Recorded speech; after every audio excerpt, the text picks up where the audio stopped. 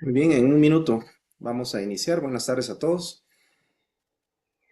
Ya poco a poco se han ido agregando personas a la sesión.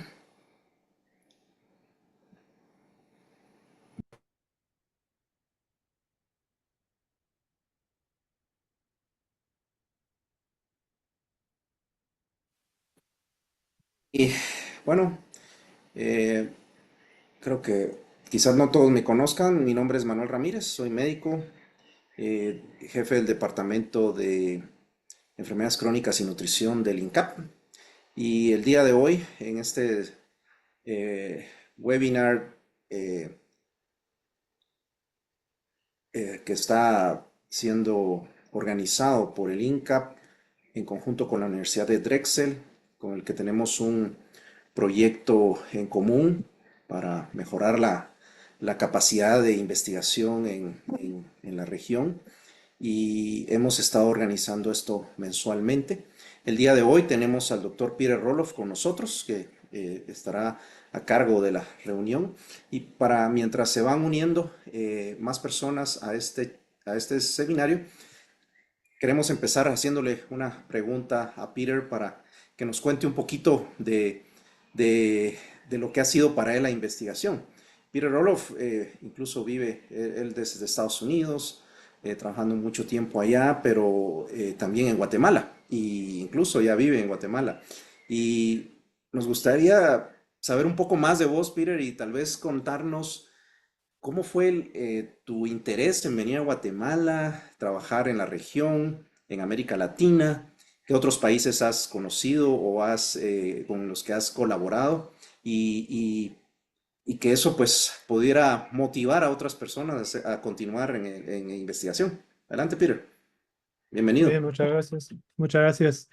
Em, pues la llegada a Guate es una historia em, de, de hace muchos años, pero básicamente yo hice mi, mi doctorado en patología y también hice medicina en los Estados Unidos.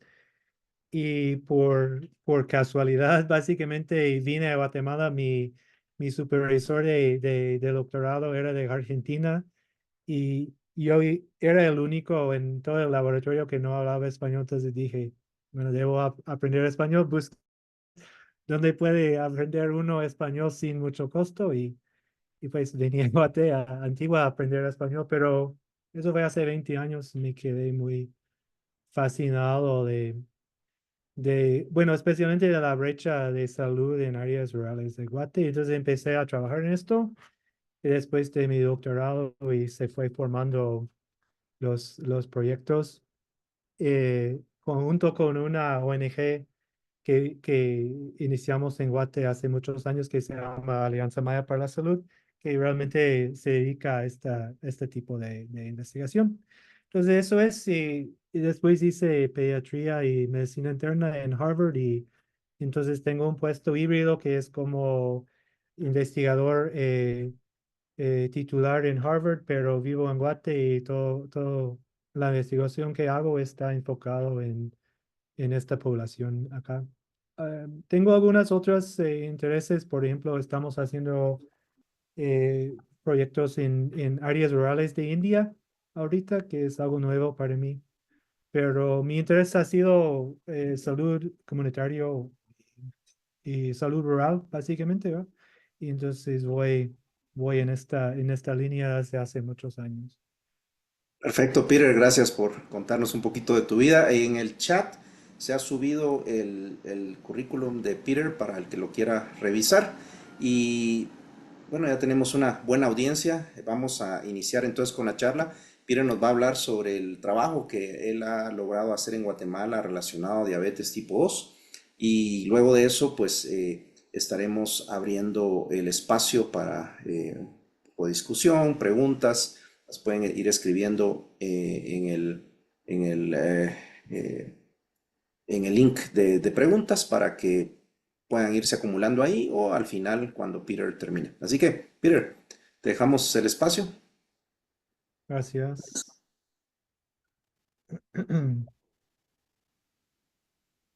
Ok, espero que puedan ver bien. Em, pues voy a hablar un poco sobre la trayectoria de investigación que hemos tenido aquí en Guate en cuanto a la diabetes tipo 2. Espero que sea de interés, especialmente porque el enfoque es diabetes tipo 2 en áreas rurales de Guate, que creo que es un tema de mucha importancia, pero no se habla tanto del tema cuando se compara, por ejemplo, con lo de la carga de la enfermedad en áreas urbanas. Entonces, creo que complementa mucho el énfasis en salud urbano de muchos de ustedes y espero que sea de interés. Como ustedes bien saben, la mayoría de cosas se publican en inglés, entonces la mayoría de las figuras y gráficas van a aparecer en inglés porque ya las saqué directamente de las publicaciones, pero voy a hablar siempre en el español. Esos son mis conflictos de interés. Yo ocupo ahorita el puesto del officer de la Alianza Maya para Salud aquí en Guate y tengo financiamiento de varias instituciones. Em, Quiero empezar un poco hablando sobre el problema de diabetes en áreas rurales a nivel mundial. Esta ha sido un tema que no se hablaba mucho hace, digamos, una década o 15 años, pero últimamente se está hablando más de la realidad de que aunque obviamente la incidencia de diabetes tipo 2, obesidad y otros factores de riesgo cardiovasculares aumentan más rápido en áreas urbanas, casi en todos los países del mundo. Sin embargo, existe también una epidemia de diabetes y factores de riesgo cardiovascular, tanto en áreas urbanas como en áreas rurales. No bien diagnosticados, subdiagnosticados, principalmente porque son regiones usualmente donde hay menos recursos, tanto de salud, infraestructura y interés de investigadores. Entonces no se estudia tanto. Pero este estudio se publicó ya hace muchos años, en 2014, 10 años, pero fue uno de los primeros meta-análisis que empezó a demostrar la importancia em, de, eh, de la epidemia de diabetes tipo 2 en áreas rurales de diferentes países, desagregando los datos nacionales en grupos rurales versus grupos urbanos. Y entonces lo que se ve es que se vio en este metaanálisis es que realmente la prevalencia de la tasa de diabetes tipo 2 en áreas rurales de diferentes regiones del mundo era relativamente alto, ¿verdad? Por ejemplo, en las Américas tenía una prevalencia alrededor de 7 u 8% y eso fue hace 10 años. Y lo otro que fue muy interesante en quiero poder enseñar perdón, voy a, lo otro que era muy interesante en esta metaanálisis se ve esta figura 2. Lo que se ve es que desde los 80 hasta el 2014, cuando se publicó el estudio, también la prevalencia de diabetes en áreas rurales a nivel mundial estaba aumentando, ¿verdad? Entonces, bien existe una epidemia paralela a la que se ve en áreas urbanas, existe algo parecido en áreas rurales de muchos países. Este es otro estudio más reciente que fue publicado por David Flood, quien es un investigador de nosotros, de Alianza Maya para Salud y también de INCAP y muchos otros colaboradores.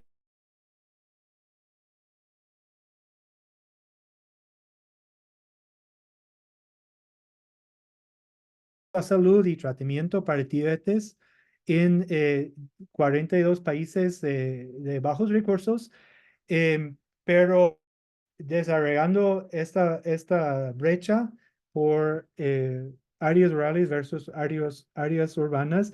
Y en esta figura, que es como la figura principal de esta paper, lo que se ve es que básicamente no importa en qué punto de la cadena de cuidado uno investiga, tanto en diagnóstico, tratamiento y control o control de la enfermedad, pacientes, personas con diabetes que viven en áreas rurales tienen peor control, peor acceso a diagnóstico y peor acceso a tratamiento en áreas rurales que en áreas urbanas, ¿va?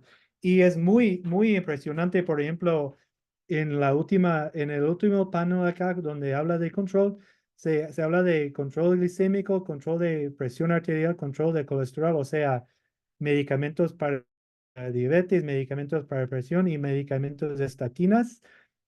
Y sabemos bien que en diabetes tipo 2 el control del colesterol y control de la presión arterial es posiblemente más importante que el control glicémico porque la mayoría de morbilidad y mortalidad es cardiovascular.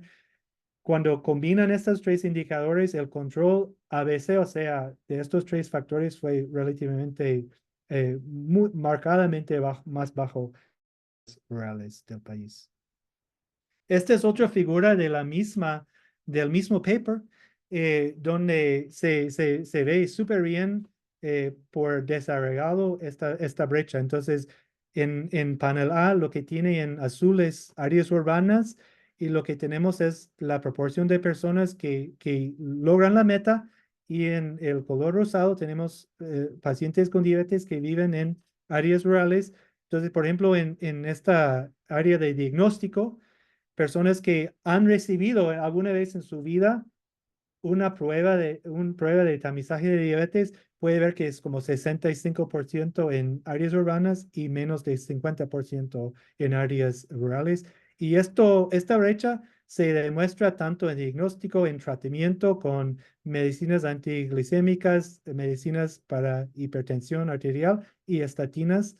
La diferencia se conserva y los pacientes que viven en áreas rurales tampoco tienen el mismo nivel de control que las que viven en áreas urbanas, ¿va?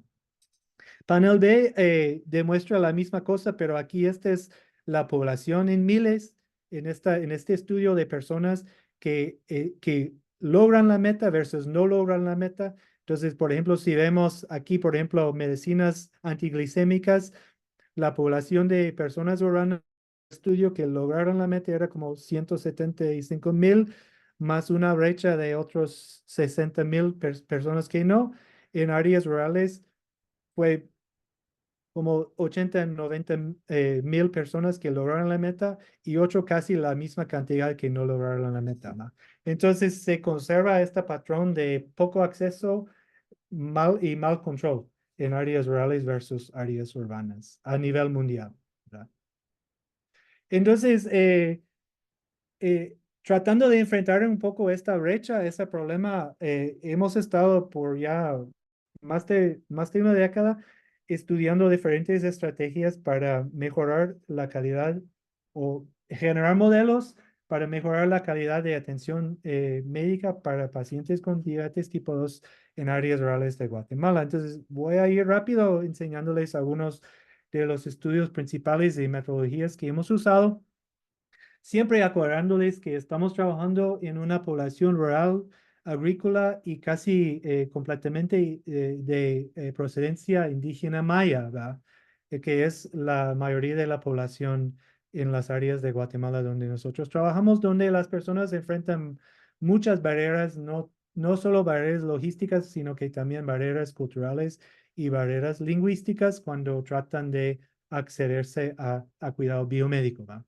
Entonces, uno de los primeros estudios que hicimos fue un needs assessment de las necesidades y la implementación de diferentes estrategias para mejorar la atención para personas con diabetes tipo 2, pacientes indígenas en estas comunidades rurales. Y solo quiero enfatizar algunos puntos que hemos visto que han sido súper importantes. Uno es la barrera lingüística es sumamente importante en áreas rurales de Guatemala y emplear personal de salud que hablan los idiomas mayas ha sido fundamental para mejorar la calidad de atención y mejorar el control de la enfermedad. También otra cosa que enfrentamos en Guaté es que hay pocos médicos y nadie quiere trabajar en áreas rurales del país. Entonces, task shifting, ¿verdad? Hacia enfermeras ha sido una estrategia clave para nosotros porque médicos no habrán y es muy necesario entrenar a un grupo, un cohorte amplio de proveedores de salud para ver estos pacientes. Y en nuestro caso ha sido enfermeras, usualmente enfermeras de procedencia indígena que dominan los idiomas mayas y que tienen mayor conocimiento de las comunidades donde van a trabajar. Otro punto muy interesante ha sido enfrentar el problema de la industria de medicinas genéricas en Guatemala, que es una pesadilla, dado que hay muchos medicamentos supuestamente genéricos, pero que de marca. En Guatemala es un tema muy único al país, donde muchas de las empresas farmacéuticas en el país generan medicamentos genéricos, pero ponen su propia marca y cobran precios muy, muy altos. Entonces, la accesibilidad de los medicamentos por costos es un tema muy importante. Entonces, sistemas de adquirir y distribuir medicamentos que realmente son genéricos es un punto súper importante. Y otra cosa que hemos hecho que creo que ha sido fundamental es el uso de máquinas de punto de uso para medir la hemoglobina glicosilada. Eso es súper importante porque em, eh, solo tener la oportunidad de medir glicemia una vez u otra es muy difícil tomar decisiones y en sectores, en algunos sectores de la salud pública donde no tiene acceso a pruebas de hemoglobina, lo que se ve es que nunca puede intensificar el tratamiento biomédico porque siempre solo tiene este punto, este dato de un día y quizás la persona nunca tomó la medicina, pero viene en ayunas a la cita. Entonces la glicemia no se ve tan mal, pero la hemoglobina glicosilada puede decir otra cosa, ¿no? Entonces, esos son algunos de los temas más importantes que hemos visto. Y implementando esto, hemos podido, en esta experiencia inicial, que fue un cohorte pequeño como prueba de concepto con 150 pacientes más o menos, pudimos ver diferencias muy marcadas en el control.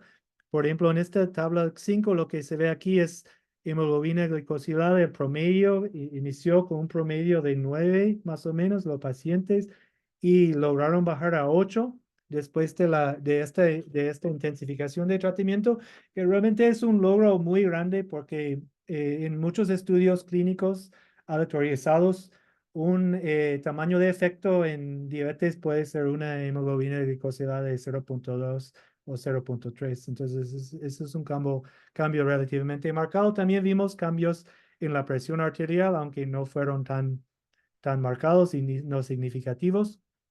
Es importante eh, enfatizar que este no es un estudio controlado, es un estudio observacional, pero es el tipo de estudio que se puede hacer en muestras de conveniencia con personas. Lo otro que es muy interesante demostrar es recalcar otra vez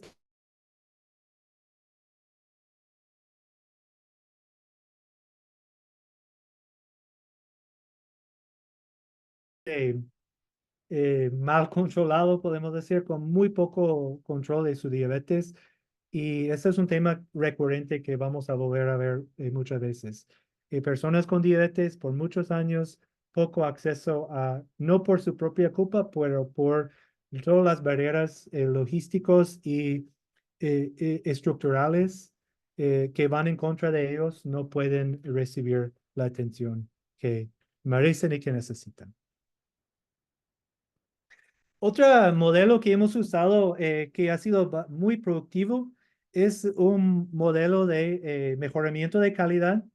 Eso se publicó unos años después del primer estudio que les enseñé, donde ya teníamos en este programa piloto, podemos decir, de unos no sé cuántos cientos de pacientes diabéticos. em, Después de implementar este paquete de mejoramiento, hay una cierta tendencia hacia, hacia abajo, ¿va? Siempre. Es muy difícil mantener programas, ¿verdad? Es relativamente fácil implementarlos, es difícil mantenerlos y es difícil mantener la calidad de programas a través del tiempo. Deserción de personal, por ejemplo, es un problema muy grande. Uno invierte mucho tiempo en sus enfermeras y después se van a otros programas. Rotación de personal en el Ministerio de Salud es un problema, ¿verdad? Entonces, después de la experiencia inicial, empezamos a reflexionar un poco más sobre la estructura, el contexto de los servicios de salud y cuáles son los factores eventuales que van haciendo que un servicio vaya hacia abajo, que no se mantenga, que no tenga el mismo nivel de calidad que antes. Y pudimos en esta diagrama que se llama un driver diagram, es un tipo de diagrama de mejor calidad donde uno trata de idear sobre las causas que contribuyan a un mejor resultado, un resultado menos deseable, cuáles son. Entonces pudimos conceptualizar como factores a nivel del paciente, de la casa. Puede ser que, por ejemplo, literacia, apoyo de la familia, analfabetismo eh, o una persona que no pude hablar español. También hay factores a nivel de la atención de salud, por ejemplo, diferentes proveedores que toman decisiones distintas, problemas con acceso a medicamentos, adherencia a medicamentos. Y también hay factores organizacionales, por ejemplo, desabastecimiento de medicamentos es un problema muy grande, o retención de personal o rotación de personal, ¿no? Entonces, basado en esto, pudimos empezar a idear algunas ideas sobre cómo mejorarlo. Solo destacando algunos, tuvimos unas mejoras en nuestros protocolos de recursos humanos para mejorar retención de enfermeras en el programa, por ejemplo. Eh, y implementamos un sistema de campeones como enfermeras de superestrellas. Puedo decir que tomaron como responsabilidad de monitorizar y abocar para la calidad del programa. Y esto también fue muy interesante.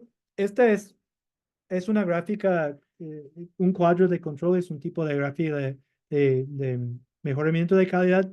Y esta estadística es básicamente una estadística acumulativa de personas en la línea arriba que van superando el promedio de A1C de la población clínica y esta línea la cantidad de personas acumuladas que van por debajo del promedio de A1C de la población. Entonces, lo que se puede ver con esto es cuando se inició la intervención, empezamos a acumular más casos en la población, muchos más casos en la población que iban hacia abajo, en este sentido que tenían mejor control de su glicemia y no teníamos nadie que iba hacia arriba. Entonces, no había personas empeorando y había muchas personas mejorando con estos cambios estructurales en el programa. Otra prioridad ha sido em, am, empezar a adaptar, no solo mejorar el sistema biomédico, pero también mejorar el uso, la adherencia a autocuidado.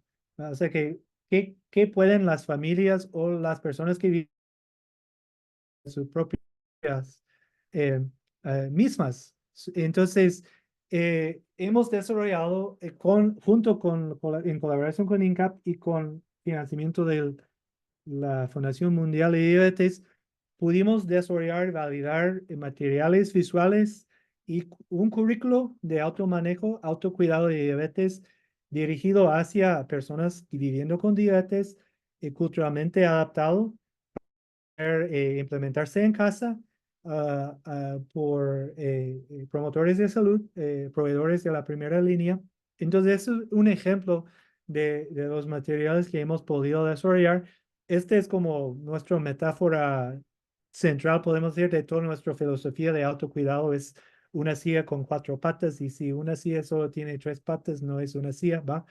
Pero los ejes del programa de autocuidado son ir a sus controles biomédicos, pero también tomarse las medicinas, hacer actividad física y a comer de forma saludable. Y entonces, esto se pudo escalar con el apoyo de la Fundación Mundial de Diabetes. Alrededor de 1,000 pacientes en estos distritos de salud. Trabajamos principalmente en el distrito de Tecpan, y después en otros distritos en el departamento de Chimaltenango, que pueden ver en la parte de arriba, donde pudimos reclutar 800 personas, siempre en colaboración con los centros de atención pública. Eso no fue una implementación con ONGs, sino que con el sector público. Y también tuvimos un mini piloto en el distrito de salud en Guineales. Es un área muy remota en el departamento de Sololá, pero que hablaba quiché. Entonces fue una oportunidad para nosotros también adaptar materiales a otro idioma maya, porque en Motenango todos hablan cachiquel. Entonces, esto fue algo que pudimos hacer justo antes de la pandemia. Estuvimos terminando esta escalación. Aquí es básicamente cómo funcionaba el programa de escalación, donde promotoras de salud iban a las casas, domicilios de las personas con diabetes. Aquí pueden ver fotos tanto de la de Chimaltenango como área de Sololá, y con sus rotafolios, con todos esos materiales interactivos, visuales. En la foto aquí al lado derecho pueden ver, ese es un juego que las personas hacen, donde sortean eh, fotos de diferentes comidas, hacen grupos de comidas saludables versus grupos de comidas no saludables. Entonces, bastante interactivo. Y este es el análisis final que hicimos con este estudio, donde básicamente se pudo confirmar a escala básicamente los resultados que habíamos podido demostrar en estudios a menor escala, que ya acabé de enseñarles en las diapositivas anteriores. Pero pudimos ver, ese es un modelo mixto ajustado por diferentes factores y covariables, pero en esta población relativamente grande de personas con diabetes tipo 2, pudimos bajar la hemoglobina glicosilada -4 puntos, que fue un valor muy significativo. Y también enfatizo, más grande que el impacto usual de un programa de autocuidado. También pudimos ver cambios significativos en la presión sistólica, y en el conocimiento de diabetes, y en algunas prácticas de autocuidado. Por ejemplo, eh, tomar una dieta, seguir una dieta saludable, hacer más de 30 minutos de actividad física por día, por ejemplo. Entonces fue bastante exitoso. Tampoco esto es un estudio controlado, es un estudio de escalación dentro de los mismos servicios de salud, pero usamos un modelo mixto multinivel para tratar de validar los resultados lo más posible. Em, Algunos de los factores muy interesantes, también tuvimos una parte cualitativa en este estudio. Algunos de los factores más importantes que vimos en el estudio, que no son muy sorprendentes, pero importante de destacar, es que nuestro reach, nuestro alcance a hombres fue muy mal, muy mal. Realmente, ese es un problema muy común en programas no solo de diabetes, sino que casi todas las enfermedades crónicas. En comunidades rurales es muy difícil alcanzar a hombres con la enfermedad, y en este caso sí, no fue el enfoque del programa. Entonces el resultado esperado es que reclutamos como 80% mujeres en el programa, y es evidente que tenemos que hacer mucho más trabajo para mejorar em, la, la, la atención a hombres.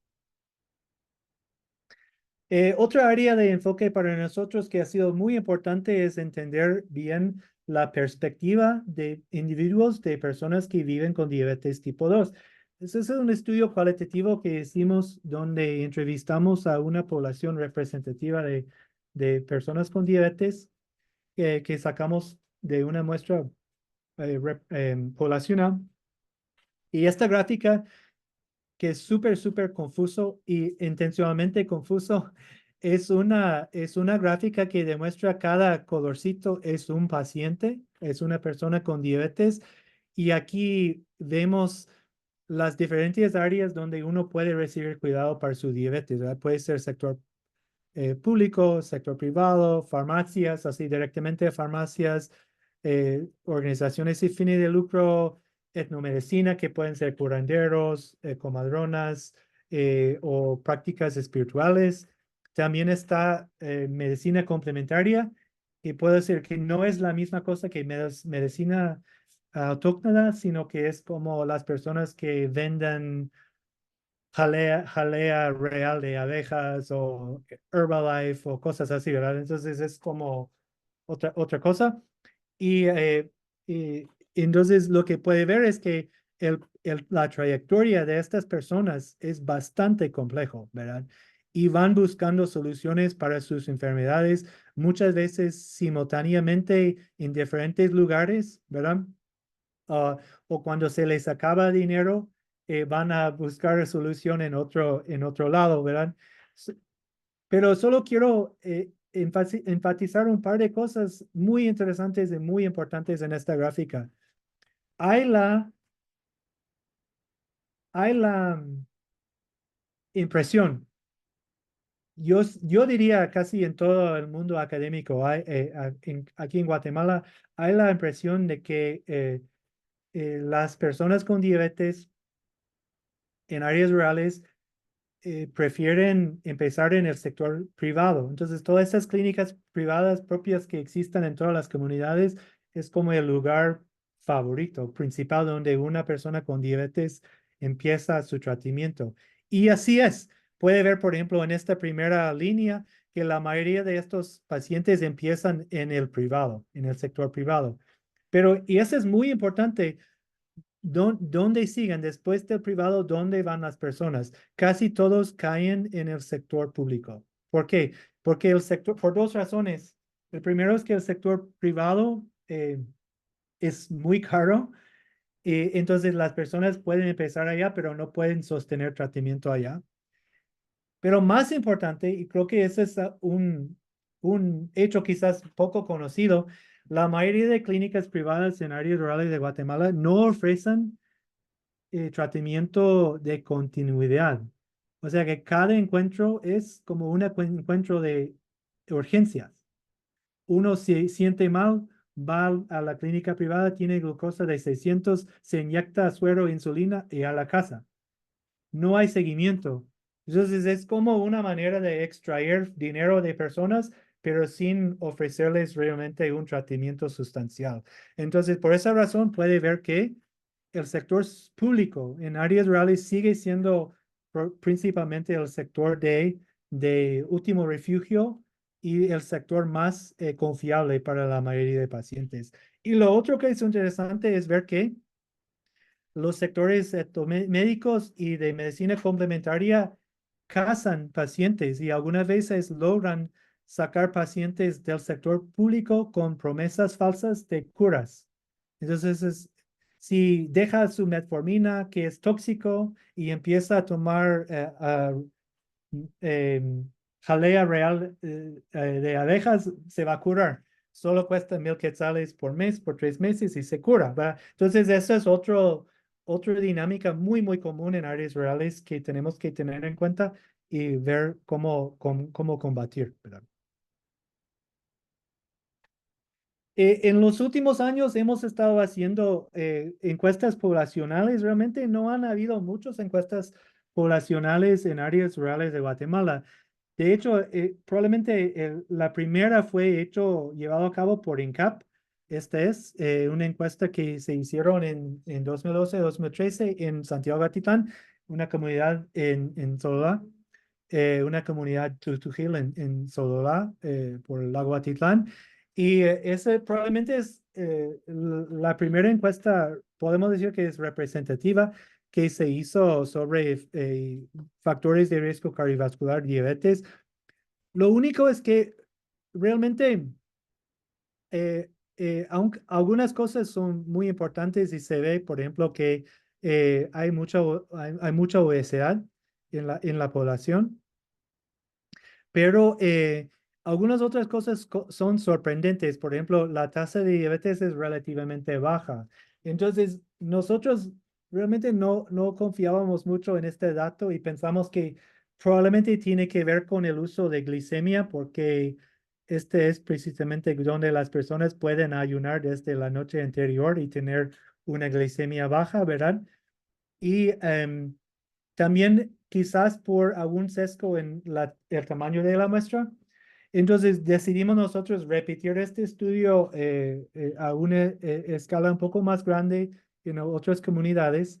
Entonces eso se publicó hace 2 o 3 años, no me acuerdo exactamente, no hace mucho tiempo, pero creo que este estudio que es un estudio poblacional y que se usó hemoglobina glicosilada y em, no glicemia, creo que da una realidad más real de la población indígena. Entonces lo hicimos en dos pueblos, Tecpan, que es en Chimaltenango, San Antonio de Suchitepeques, que es en Suchitepeques. Para ustedes, quienes no saben, San Antonio de Suchitepeques no se considera por muchas personas como una comunidad indígena, pero más de 85% de las personas en San Antonio autoidentifican como indígena. Y puede ver que la tasa de diabetes es más como esperado, ¿va? Es como 9% de las personas tienen una hemoglobina glucosa por arriba de 9, y son 10 si incluimos personas, perdón, son 12 si incluimos personas con hemoglobina glucosa alta o con autorreporte de diabetes, ¿verdad? Y hay una diferencia, hay más diabetes en San Antonio Suche, que tiene razón probablemente por el estilo de vida ya, pero son tasas relativamente altas. Y lo otro, y es muy importante, es que la tasa entre mujeres y hombres es relativamente parecido, 14% en hombres y 15.7% en mujeres. Son por los intervalos de confianza, estas son, no son estadísticamente diferentes estas tasas. Eh, Y ya creo que voy terminando con los estudios que quería enseñar, o casi terminando. Otra cosa que creo que es muy interesante es la nefropatía. Es otro tema que es muy importante en diabetes tipo 2 en Guatemala y es poco estudiado. Sabemos que hay una epidemia de enfermedad renal crónica en el país y que el uso de diálisis está aumentando súper rápido. La mayoría de estos pacientes padecen de diabetes o hipertensión arterial no controlado, pero han habido pocos estudios sobre realmente la función renal en una población comunitaria, en una muestra comunitaria con diabetes. Este estudio también fue hecho por David, quien es nuestro campeón de diabetes en Wukukabuq, y también está ahorita en INCAP. Em, pero es muy interesante clasificar personas con diabetes según su categoría de filtración glomerular. Entonces, en este estudio eso es lo que hicimos, y lo que se puede ver que hay muchos pacientes que están empezando como 19%, 2.8, 2.2, 24% en total de las personas con diabetes ya cuentan con enfermedad renal crónica, o sea que estadio 3 por su categoría em, de filtración glomerular, em, que no es exactamente no esperado, es básicamente lo que se espera. Pero lo que es muy interesante es también ver la categoría de proteinuria, que son las categorías A1, 2, 3 arriba. Y lo que se nota es que la cantidad de personas con categorías de proteinuria muy elevada son relativamente pocos. Eso es un poco sorprendente porque clásicamente diabetes, nefropatía en diabetes debe tener como patrón clásico mucha proteinuria. Y aquí vemos muchas personas que tienen poca proteinuria, Y esto es algo que tiene que estudiarse bien. No se ha estudiado bien, pero es muy importante entender bien esta discrepancia. Yo, por mi opinión no más clínico, yo opino que este es progresión rápida, probablemente en personas que no tienen acceso a salud. Entonces, por una glicemia súper alta sin control biomédico, su tasa de filtración glomerular baja relativamente rápida, tan rápido que no tienen el tiempo necesario para también desarrollar la proteinuria. Pero es algo que hay que estudiar porque es un tema que yo no entiendo bien. Esta es una diapositiva, ya voy concluyendo con algunos temas generales. Esta es una diapositiva que robé de David Flood con permiso de David Flood, pero creo que es como un resumen muy general de lo que hemos aprendido o lo que hay que saber sobre diabetes en áreas rurales de Guatemala a lo largo de los años que vamos estudiando. El primero es acordarse que nadie afuera de la ciudad capital nadie tiene seguro social, básicamente nadie. Entonces, esta es una población que va a acudir al Ministerio de Salud o a una clínica privada, una clínica propia en estas comunidades donde la calidad por ser clínica privada puede ser muy variable, el costo puede ser muy alto o por cuestiones estructurales, poca capacidad de personal o rotación de personal o desabastecimiento de medicamentos. También el cuidado en el sector público del Ministerio de Salud puede ser muy variable. Sin embargo, como ustedes vieron en mi gráfica de la trayectoria de pacientes, personas con diabetes, los puestos de salud y centro de salud, Ministerio de Salud sigue siendo el sistema de salud para personas con diabetes. Aunque existan medicina complementaria, aunque existan clínicas privadas, al final todos llegan al Ministerio de Salud. Entonces tenemos que fortalecer la capacidad del Ministerio de Salud si vamos a mejorar la capacidad en estas áreas. Eh, el sector privado, como ya mencioné, realmente no brinda servicio significativa en cuanto a las enfermedades crónicas. Lo que hacen es operar clínicas de urgencias, pero no dan seguimiento, no intensifican medicamentos y existen, en mi opinión, para extraer fondos de personas y familias y no para brindar atención de continuidad. Otro punto muy importante es que ya saben que realmente prácticamente no existen registros médicos en los puestos y centros de salud. Esta foto es una foto que David tomó, que son los expedientes médicos en un puesto de salud. Entonces, si quiere ir a buscar un paciente, están, pero les juro que los proveedores de salud no lo hacen, ¿verdad? Entonces, aunque el Ministerio de Salud en estos pueblos sigue siendo el sistema de atención, cada encuentro es como el primer encuentro, ¿verdad? Porque nadie va a buscar el registro médico. Entonces, cada persona con diabetes, cada vez que va al centro de salud, o sea, que cada mes es como su primera visita al sistema de salud. Entonces, no hay memoria institucional y por lo tanto no hay intensificación de tratamiento, ¿verdad?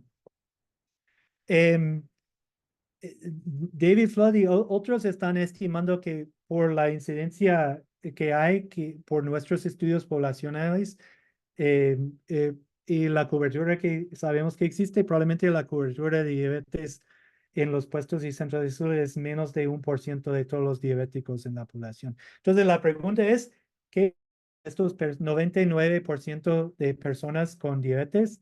Lo que pasa es que no pasa nada, no reciben cuidado. Y en nuestra experiencia clínica, para la mayoría de personas que viven en áreas rurales de Guatemala, la historia de diabetes es básicamente la historia natural, la evolución natural de la enfermedad sin intervención médica. Esto explica un poco, por ejemplo, por qué vemos tanta enfermedad sin proteinuria. Es porque la progresión de la enfermedad renal es tan rápida que no hay tiempo para desarrollar la proteinuria y se mueren de enfermedad renal estadio final antes de desarrollar proteinuria. Eso es lo que se ve. Entonces, la historia de diabetes es la historia natural de la enfermedad, que eh, es horrible, pero es la realidad. Y es lo que estamos enfrentando. Actualmente, solo para compartirles algo que INCAP está haciendo ahorita para hacer un poco de promoción.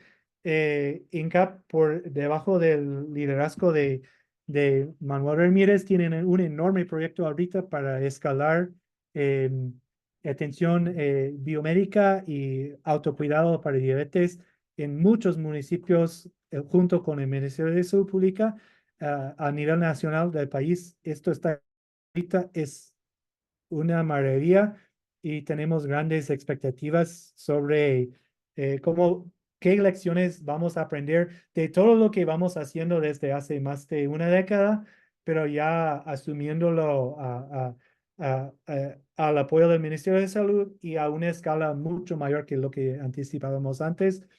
David Flood también, que les mencioné, tiene un proyecto complementario que está siendo supervisado por Manuel Ramírez y que también tenemos grandes expectativas. Este es uno de los protocolos que David publicó, que habla un poco, que publicó este año, que habla un poco de cómo van a implementar este sistema de OPS Hearts, OMS Hearts, para mejorar no solo el tema de hipertensión arterial, que es un tema donde Manuel Ramírez ha hecho casi todo en el país, sino que también ahorita agregando estrategias para mejorar el manejo de diabetes tipo 2. Entonces, estamos súper emocionados en este momento porque son iniciativas muy, muy grandes y, y no tengo el derecho de contarles mucho porque no estoy liderando el proyecto, pero creo que es un momento crítico en el país para escalar atención para diabetes y para otros factores de riesgo cardiovasculares.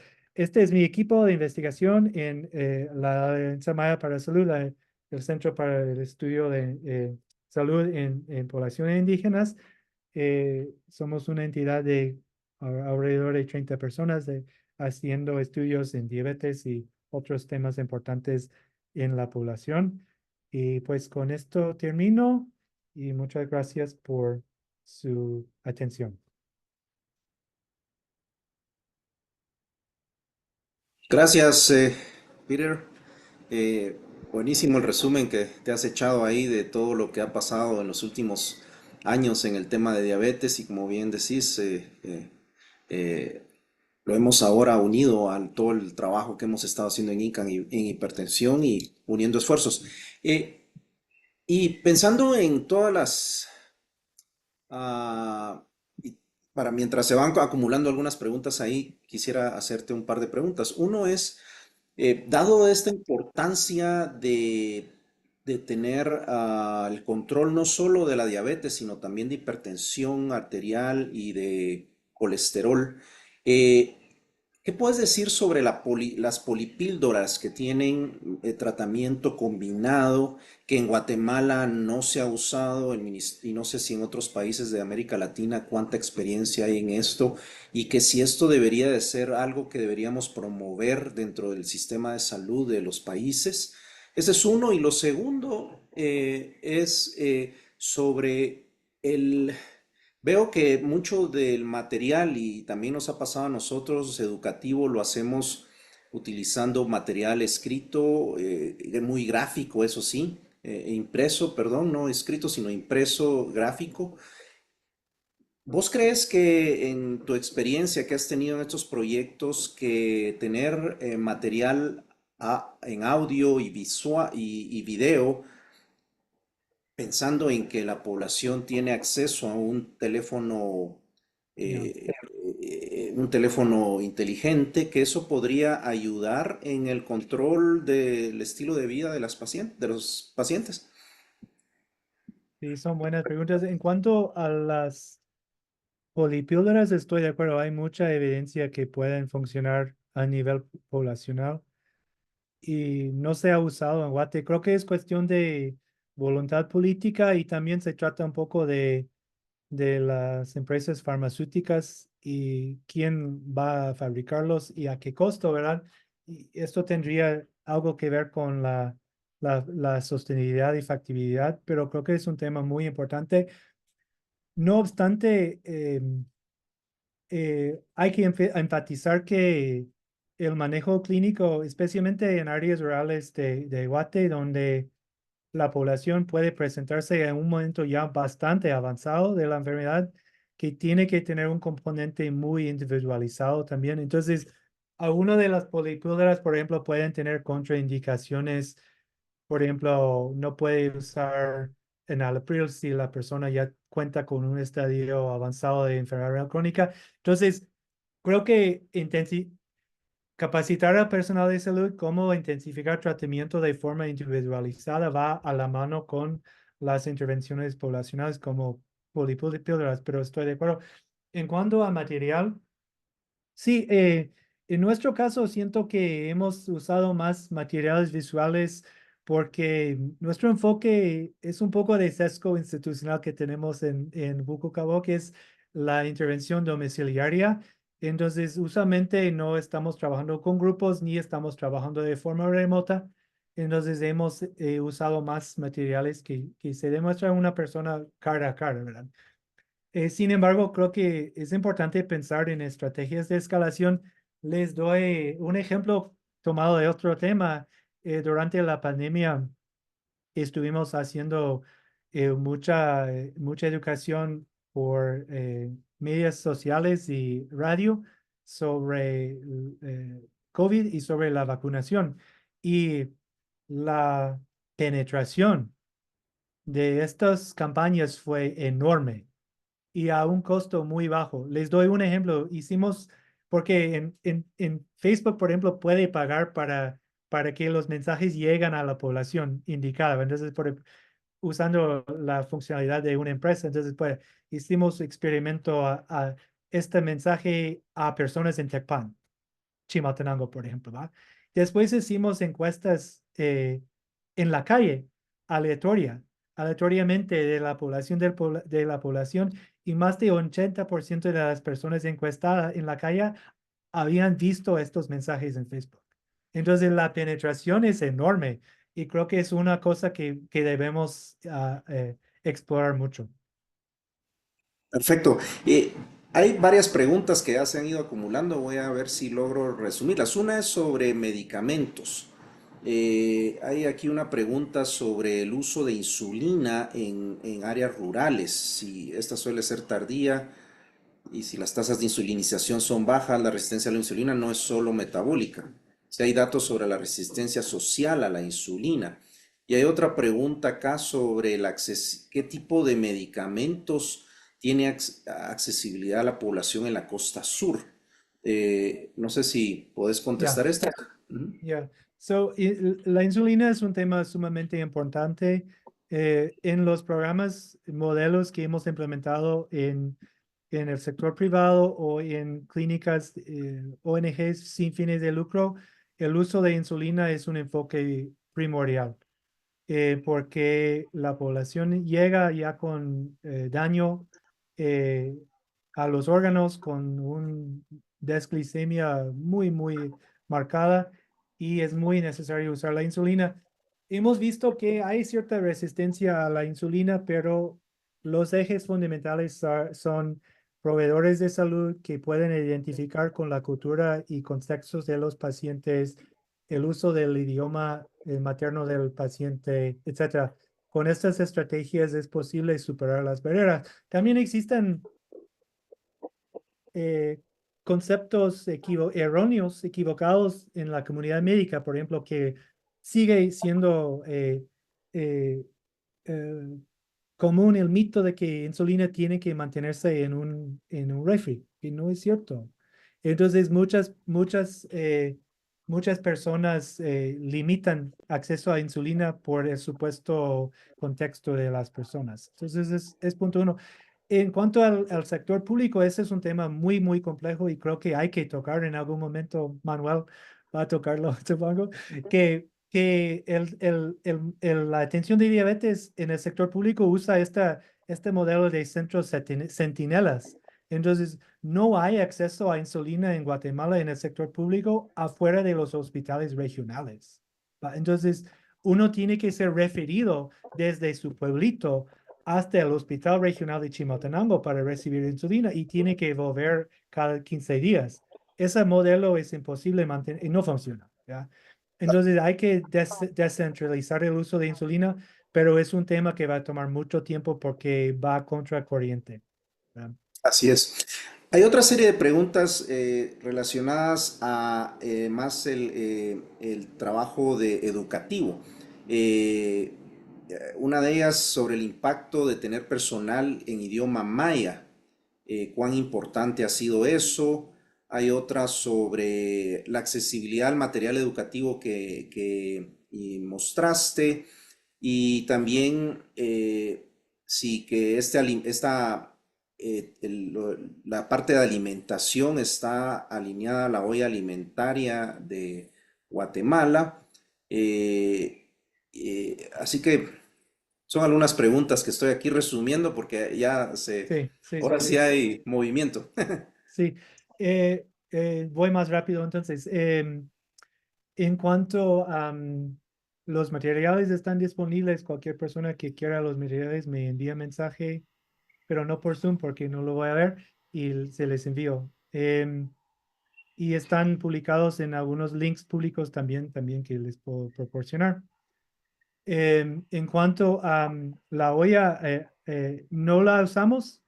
Hemos visto que con los diabéticos, perdón, las personas con diabetes eh, en nuestras comunidades, la imagen del plato es mucho más fácil. Em, eh, un plato así va, redondo, la mitad del plato son verduras, una parte es proteína, una parte es carbohidratos. O sea, esa imagen ha funcionado mejor porque es mucho más sencillo y el mensaje clave es la reducción en el tamaño de la porción de carbohidratos, ¿va? Entonces, esta ha funcionado mucho bien, mucho mejor. También usamos la herramienta de la medición usando la mano para medir porciones, que nos ha funcionado súper bien en esta parte. Y el idioma es fundamental, ¿verdad? Mucho de la supuesta resistencia es por no entender qué está diciendo el proveedor de salud. Es la verdad. Entonces, poder usar palabras entendibles es muy importante. Perfecto, tenemos un par de minutos más. Bueno, se han acumulado aquí las preguntas y hay algunos comentarios que eso no los vamos a incluir, por más que todo por tiempo. Eh, Algunas cuestiones ya de diabetes en embarazadas, que creo que no ha sido el tema. Eh, Hay una aquí que dicen, al evaluar la organización de los servicios de atención en salud pública en el contexto de Guatemala rural, ¿qué estrategias parecen prometedoras para mejorar la cobertura y el éxito en el manejo de la diabetes a nivel rural? Ya.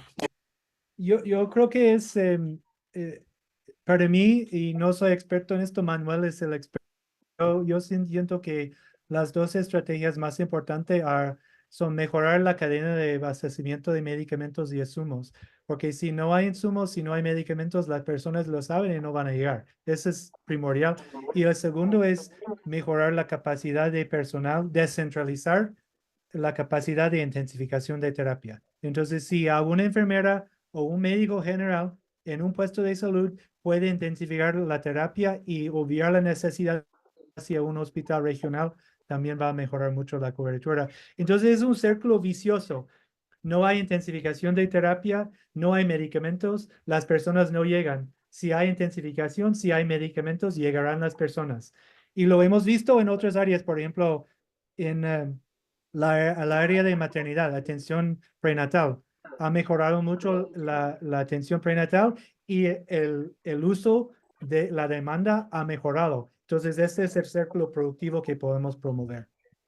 Claro, sí, así es. Y en hipertensión tenemos la misma situación, así que eso creo que es importante. En los próximos 4 años, como bien mencionaba Peter, vamos a estar trabajando con el Ministerio de Salud para mejorar la atención, seguir mejorando la atención en diabetes e hipertensión arterial, ambas enfermedades, así que pronto pondremos en nuestro sitio web del INCAP, como en un mes, el resumen de este proyecto para que lo conozcan un poco mejor.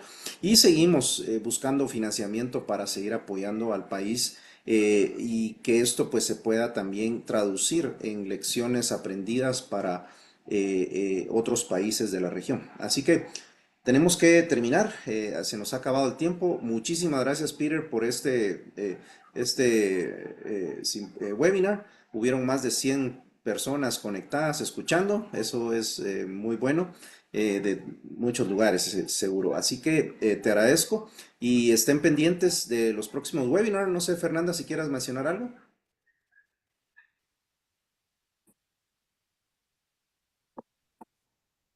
No, Manuel, solamente un agradecimiento a Peter por su apoyo el día de hoy. Perfecto, sí. Fernanda Crocker es la investigadora principal en toda esta iniciativa que tenemos para mejorar las capacidades de investigación en la región. Disculpen las preguntas y comentarios que no pudimos leer, pero sí superaron el tiempo que teníamos disponible. Gracias, Peter. Gracias a Muy todos. Hasta bien. la próxima. Adiós, gracias. Adiós. Chao.